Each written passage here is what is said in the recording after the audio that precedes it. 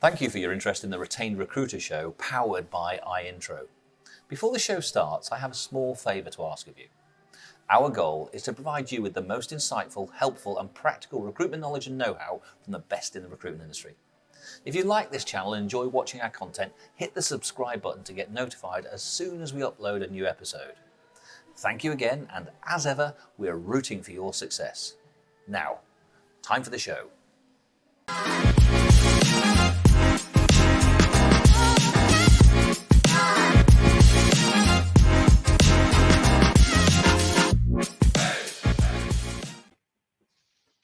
Hello and welcome to the Retained Recruiter show, take 2.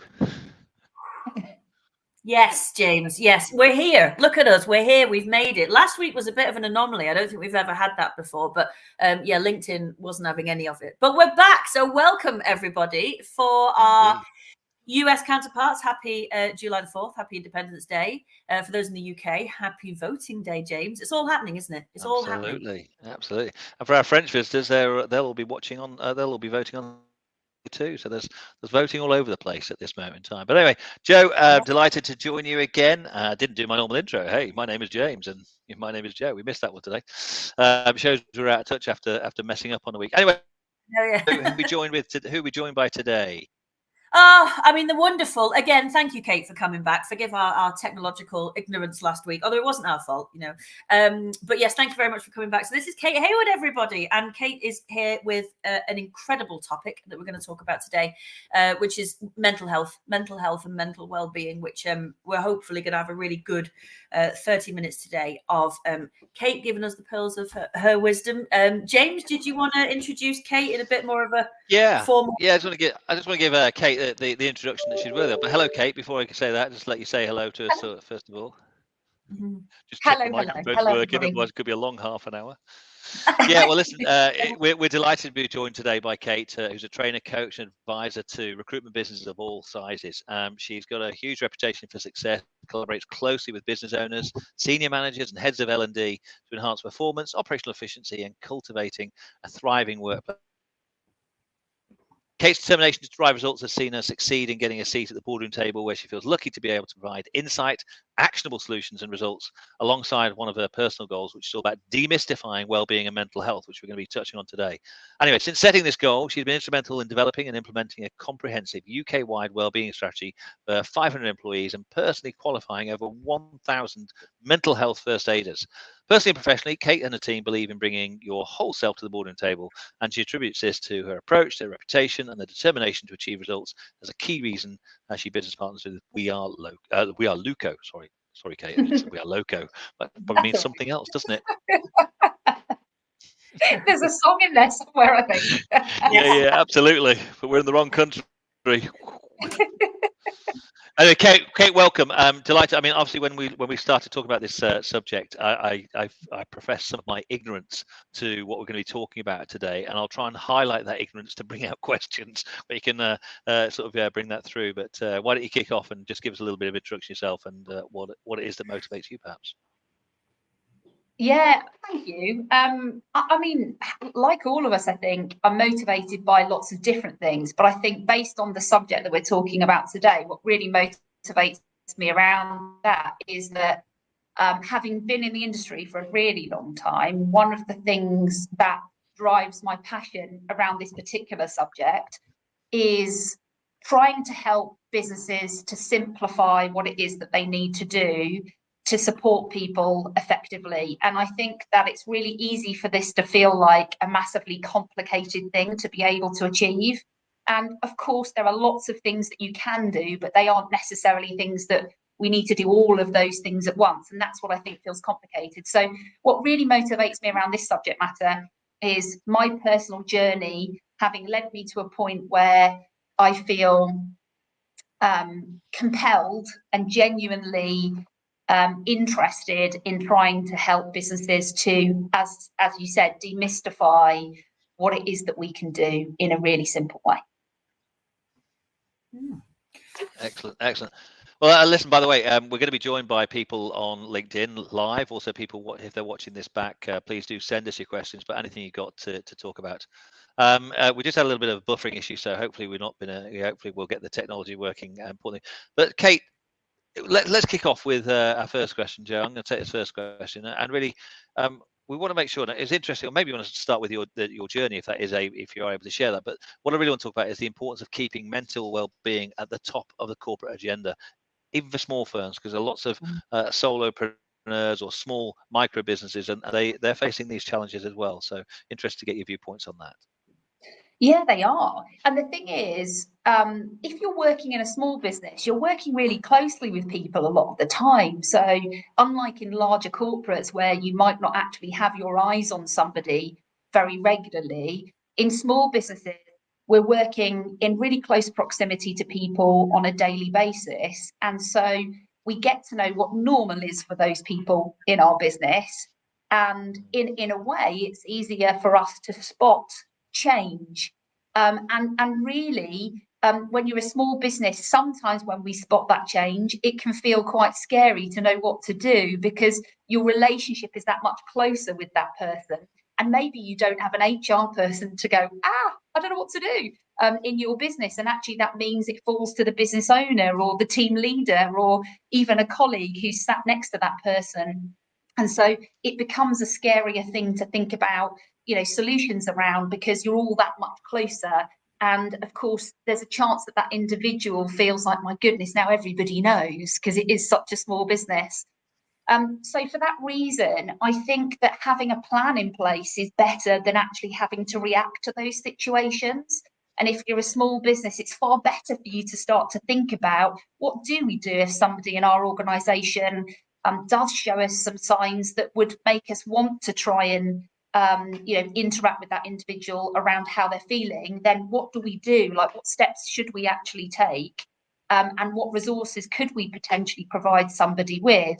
And again, this doesn't need to be some overly complicated, big corporate wellbeing strategy. It can simply be, here's the 3 or 4 or 6 steps that we're going to follow if we notice something that we feel we need to act upon. And so for that reason, I think it needs to be a conversation, because that way, like anything, in sales, we wouldn't pick up the phone without teaching somebody some of the things they might need to say in that conversation. We wouldn't not teach them the structure of the conversation, and we wouldn't not teach them some of the outcomes that could come from that conversation, and we wouldn't not talk about it and possibly even role play it, right? So why is this any different? Preparation is key. Don't put yourself in a position where you have to react. And so then putting this around the board table and having a conversation as a leadership team, what are we going to do if? There's so many reasons why that's beneficial. Yeah, I liked your comment there, Kate. It made me think about, particularly in the smaller businesses where there's that old expression, familiarity breeds contempt, and you sometimes just don't see it because you say, well, everyone's okay. I don't need to do anything or say anything. And I think that's the part that small business owners just need to be aware of, that that proximity that you've got doesn't mean you can abdicate your responsibility for looking after your people.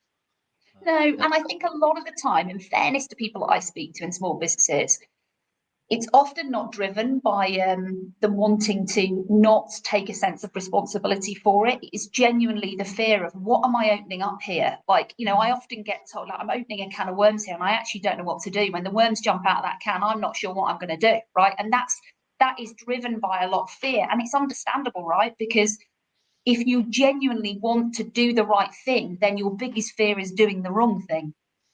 Yeah, indeed. Yeah, absolutely. Do you think, obviously I know since COVID times, there's been quite a lot of emphasis and a spotlight on mental health and mental well-being. So I think that it was very much the topic at one point. Have you seen that fluctuate over the last few years? Oh, for sure. Yeah, for sure. I think there was a massive rush of people wanting to put things in place.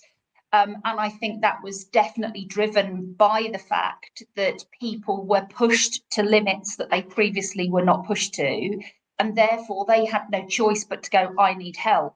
So all of a sudden, the conversations were happening more regularly. But I also think that people were feeling things that they'd never felt before pre-COVID. And so there were so many more people experiencing things with their well-being and their mental health that meant that they needed to actually speak up and get some help.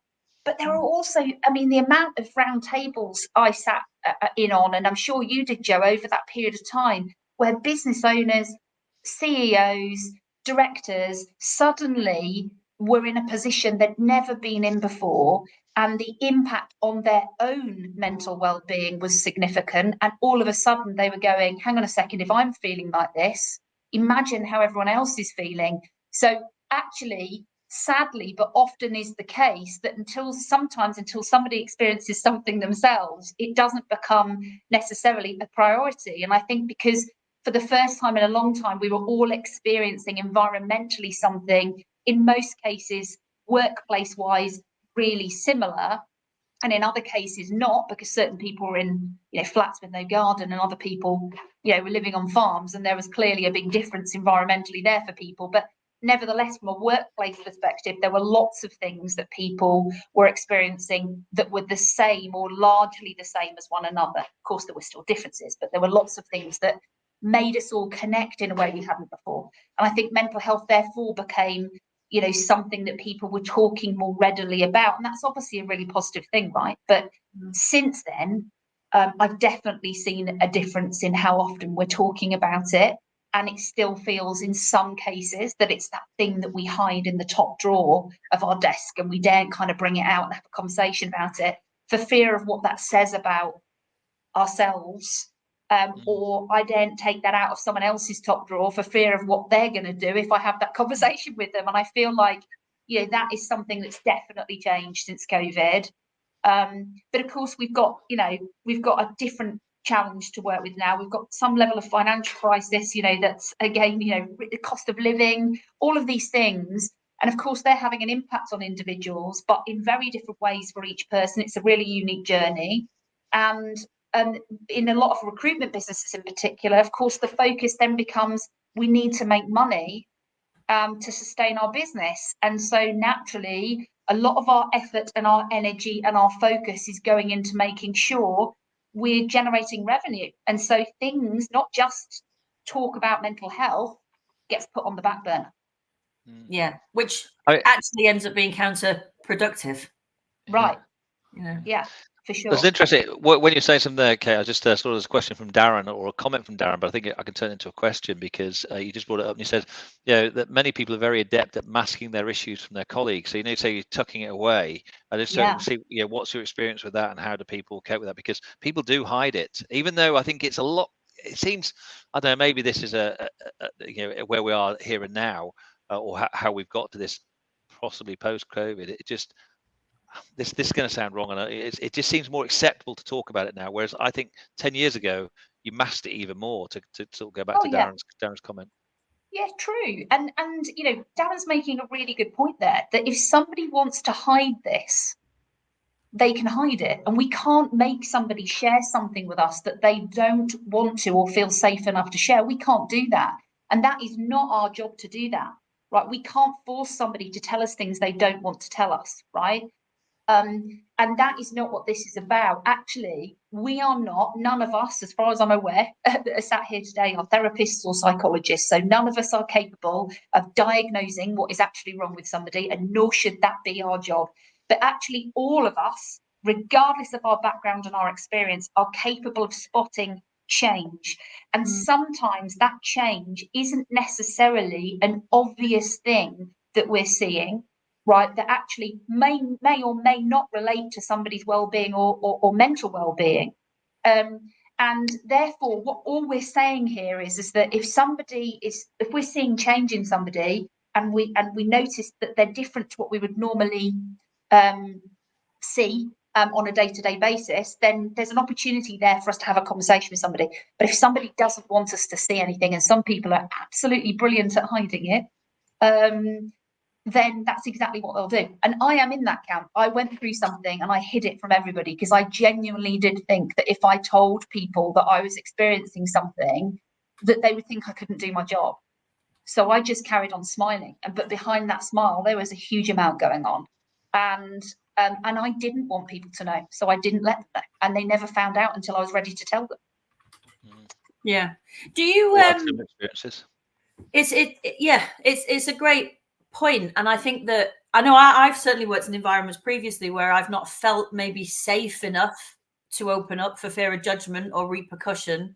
So do you think that as a business owner, it's important for us to be able to create an environment, a safe, psychologically safe environment where somebody feels maybe more inclined to open up? Yeah. I mean, again, the majority of situations where people feel safe to have conversations is because there's a plan in place and somebody knows actually what steps they can follow to have a conversation and who with.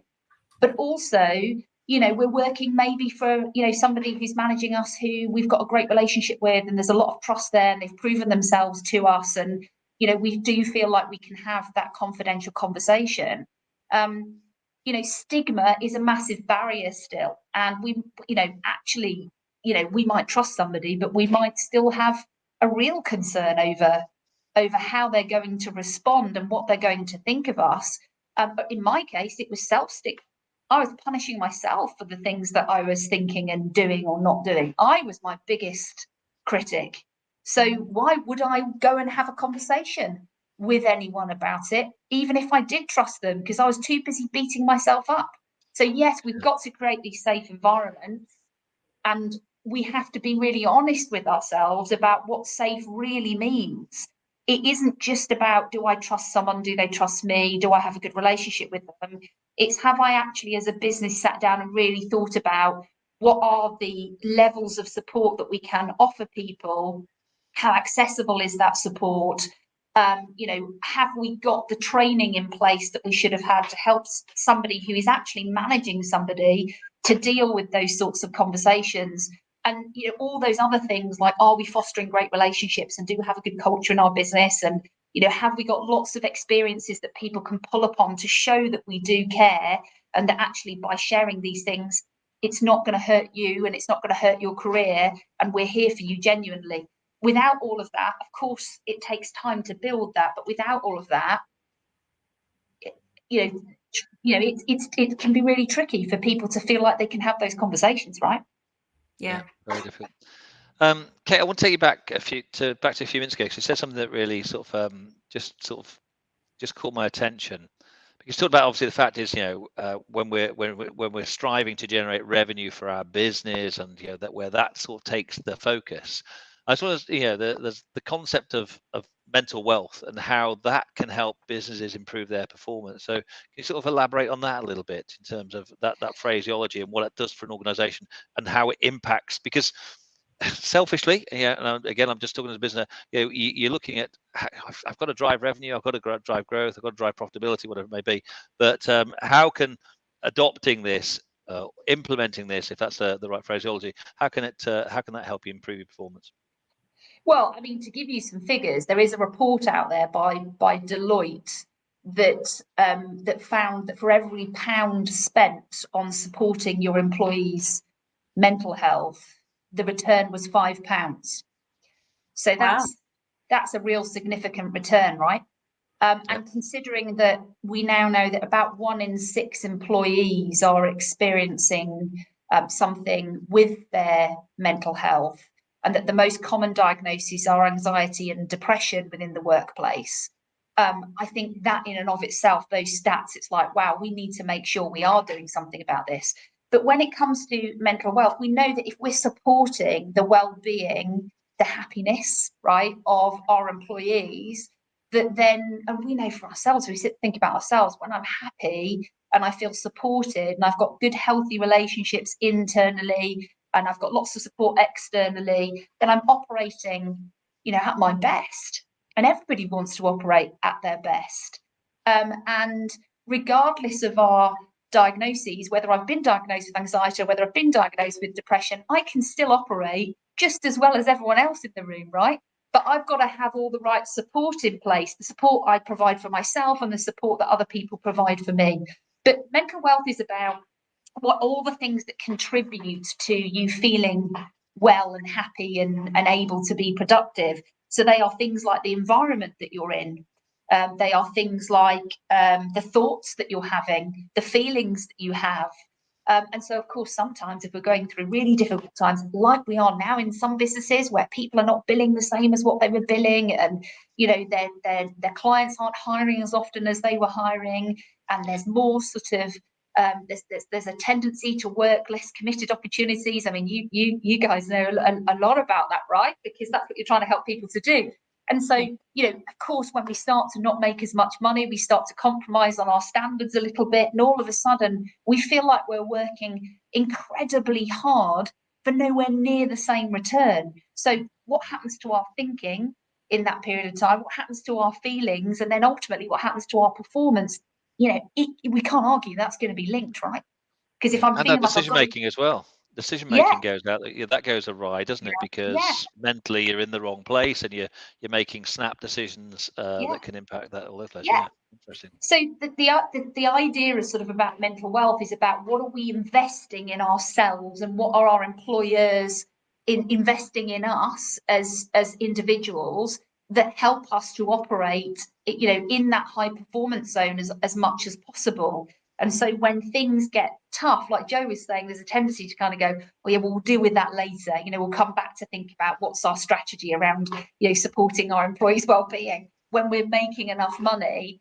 But actually, like you said, Joe, it's counterproductive, right? Because actually, when times are tougher and people are working longer hours, which again is what tends to happen, with less breaks, which tends to be what happens, and they're not having as many happy conversations around the boardroom table as they were before, or their one-to-ones feel slightly more pressurizing, then all of a sudden, of course, people are going to feel like the way they feel about their job and how they're able to operate, it all changes, right? And I'm seeing lots of that right now, lots of that.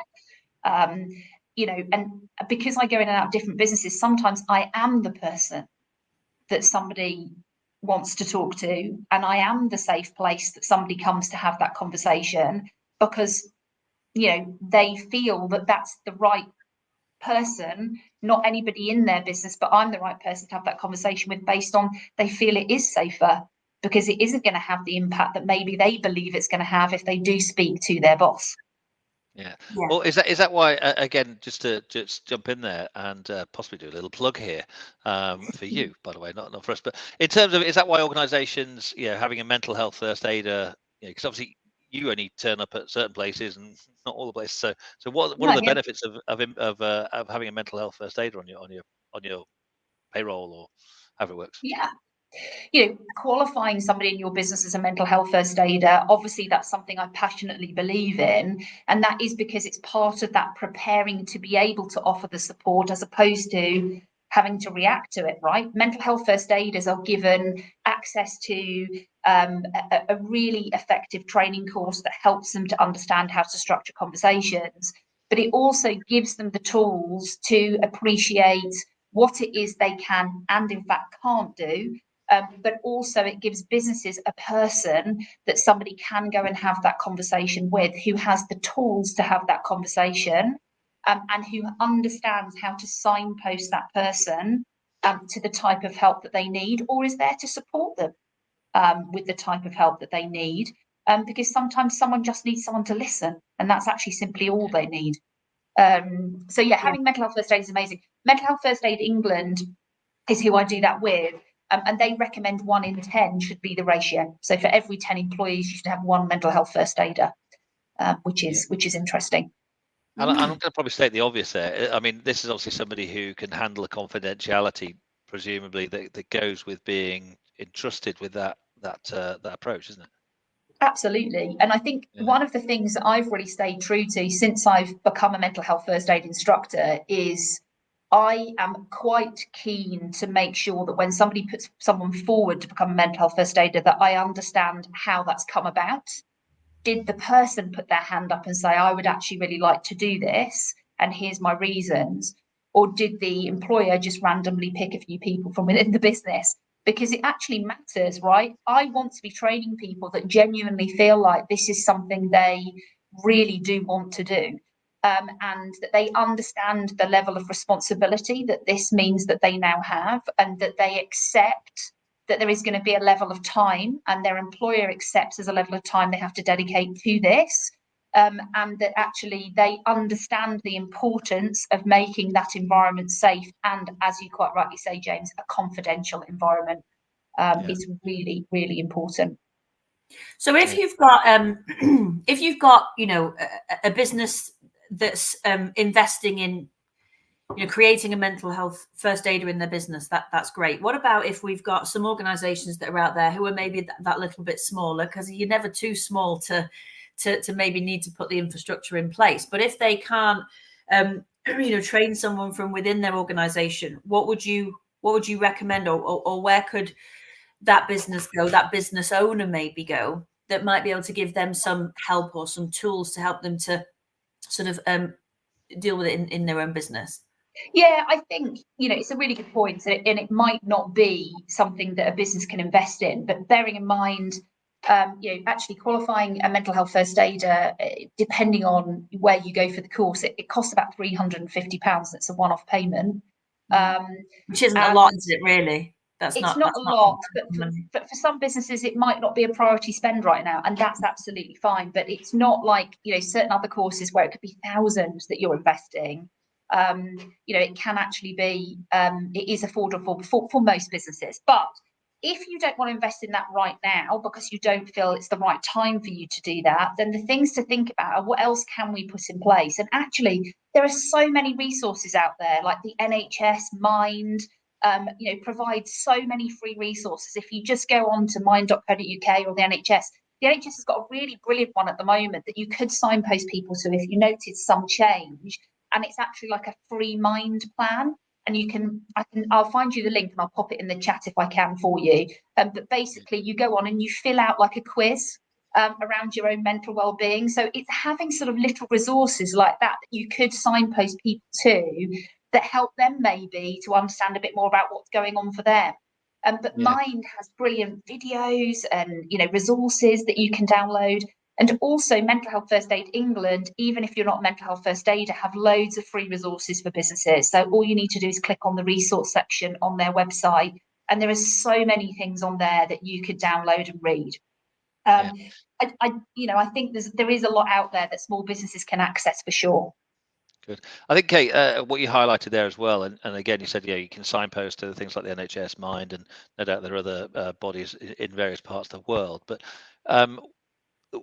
just sort of leads me on to the question, one of the comments that we put in terms of what we covered today, and that's the importance of enabling your team to take control of their situation. Because what you said is you signpost it. You're not going to complete the quiz for them, are you? It's about helping them control their problem. And first of all, sometimes that's to help them identify they've got a problem. Because sometimes, I'm thinking back now, the last 20, 30 years, and again, how the world has changed. I probably wouldn't have classed it as mental health, but I'm thinking of a situation back in 2003 that I had personally, that I look back now and think, that was probably a mental health issue. I mean, in terms of, because of the impact on my decision making, but I had nobody to turn to, nobody to do. So you make decisions. You look back now that I probably should have done a lot of things differently there, but obviously my mind wasn't in the right place. I wasn't in the right space, and there was no one to talk to. Yeah, I had a similar situation, right? I just had my daughter. It was a really horrific experience. I won't go into the gory details, but certainly, I won't go into the gory details. But it was a really difficult experience, and I ended up in intensive care. And off the back of that experience, I came out of that experience a very different person to when I'd gone in. I was a mum, and I was over the moon to be a mum.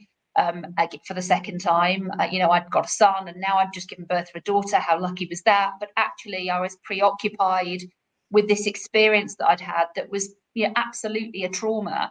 And because my nickname had always been Smiler, I was trying to live up to this person that people wanted me to be, right? And so I was trying to be the person that was still the most positive person in the room, right? But I didn't feel that way, and it felt very shocking to me to suddenly feel very differently to what I was before this experience had happened. And it changed me as a person. On reflection now, I feel like I'm a much better person, right? Because I don't feel like I need to pretend to be happy all of the time. If I don't feel something, I know it's okay for me to to say I don't. And I'm not suggesting that that wasn't the case before, because I was just actually naturally quite positive, smiley person.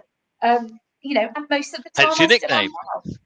Yeah, right. But actually I was trying to still be that person. Of course, I wasn't the same person. But like you, James, I kind of ignored those signs because it wasn't something that I was that familiar with. And my journey started with that. I started to do loads of reading because I felt like I needed to understand what was going on. Why am I feeling like this? Why can't I leave the house? You know, why can't I make decisions? Why am I know I'm happy about having this baby, you know, but why, you know, why am I questioning everything I'm doing? Like, what's going on here? And, you know, why am I so scared about what might happen tomorrow? You know, I'm here, I'm alive, I've actually survived something that I probably shouldn't have done, right? And I have. Yeah. So why do I feel all these things? And, you know, I did reading, and actually, you know, reading can be a really brilliant thing that people can do, because it gives you a sense of control over the next step. Because if you understand what's going on for you, you can sit back and go, right, okay, that is happening for me. And instead of being scared of it, I now understand it. So what is it I can go and do about it? But I can also articulate it better to other people. So yeah, you know, it's scary, but we do have to expect people to take a level of accountability for what they're experiencing, as well as actually supporting them ourselves as well. So these sorts of resources are a great way to encourage that, and often people want that too. They don't want someone taking the control away. No, and I think, as you said, that's really important, isn't it? Sorry, Jo. Yeah. Well, absolutely, it is important. That's what I was going to say, but also I was going to mention that when you put these resources in place, sometimes it can help people before it becomes too much to deal with. Yeah, so absolutely. kind of preventative measures that you can help, and educating people so that they feel like they're in control, so that things maybe don't get as bad as they could do if they were left just, you know, to their own devices. Yeah, so absolutely. Very finally, because I know we haven't got much time left, but on that basis, then, so other measures that businesses could put into place that are not necessarily preventative, but sort of create an environment where well-being is something that's talked about all the time, rather than just when you have an issue or a challenge. What sort of things should businesses be doing? Because, you know, we're always talking about well-being days and, you know, having pool tables and all that kind of stuff. But is there anything really constructive that businesses could take away as thinking, okay, these are the things that we could put in place on an ongoing basis? Yeah, I mean, you know, isn't it funny how we all sort of thought at one point that you know, regular access to water and fruit was like a really good well-being strategy. Yeah. It's hilarious, really, when you think about it, isn't it? But people out there saying, is that not the case? Although fruit is good for you, you know, fruit and water, yes, but fruit is great, right? But yeah, anyway. Yeah, I think there's some really simple things. A lot of us, particularly within sales environments, we're sitting down hopefully with our employees every 1 to 2 weeks to go through, you know, their performance. But actually, how often are we sitting down with them to have a conversation with them that is nothing to do with the numbers? And I think those conversations need to happen, you know, separately almost to the performance conversation, because that's a way to distance your support of them as a person from your support of them as an employee who's performing a particular role for you. And I think that separation can be a really important way of giving people the comfort that the two things are seen as, you know, separate. And of course there are links, right? But let's have those conversations separately. So I think thinking about how often you're checking in and engaging with your employees is really good. Asking people genuinely, how are you? That's right? The one question, is it? Because it was a topic we put up there. That's the one question I think people need to ask, isn't it? Just how are you? It doesn't need to be more complicated than that. If we're training mental health first aiders, we give them a full conversation structure. But if you don't have a mental health first aider in your business, genuinely do actually say to somebody, how are you? And you will be able to observe from their response whether what they're telling you is something that there's probably more to. And so actually take the time to be in an environment with that person where no one else is around, no one else is going to hear what they're going to say, that it's a confidential space where you're not going to be interrupted, your focus is fully on them, and actually take the time to have a genuine conversation about how they're feeling. And you will be surprised how much you will get from that and how much they will get from that, even if there isn't any significant challenges happening. It's such an important question to be asking. Listen, Kate, yeah, this has been a fabulous conversation. I think we could go on for hours, but most people have got time limited in their lunch hours before they start work. So I really want to say, listen, a great level of appreciation from ourselves here at the Retained Recruiter Show, and obviously here at iIntro, we endorse fully everything that you're talking about there, and I think we've got some great takeaways that we can all implement. It's been fascinating, as I say, listen to you say. I've opened up in my own head about some of the things I need to talk about or think about.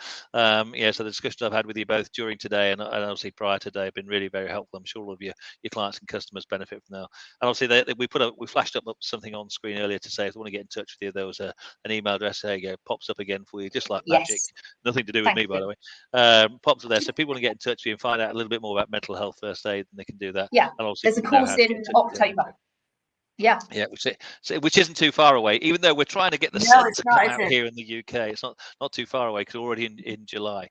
So listen, on behalf of all of us, thank you very much for attending. When you come and join us next time, we're going to get you a taller seat, because as I look at us, Joe and I are at this level and you're at this level. So yeah, maybe we'll get you a taller seat next time, or we'll shrink down and say hello. I should have literally got on my toes a little bit. Or just move the camera down. That would have worked as well. I know. Listen, we'll be back with the Retained Recruiter Show, so please look out for our next show. There'll be details sent out to people. We'll be on LinkedIn. But as I say, from all of us, Kate, thanks very much. So it's goodbye from me. And it's goodbye from me. And it's goodbye from me. Thanks so much, everybody. Bye-bye. Thanks,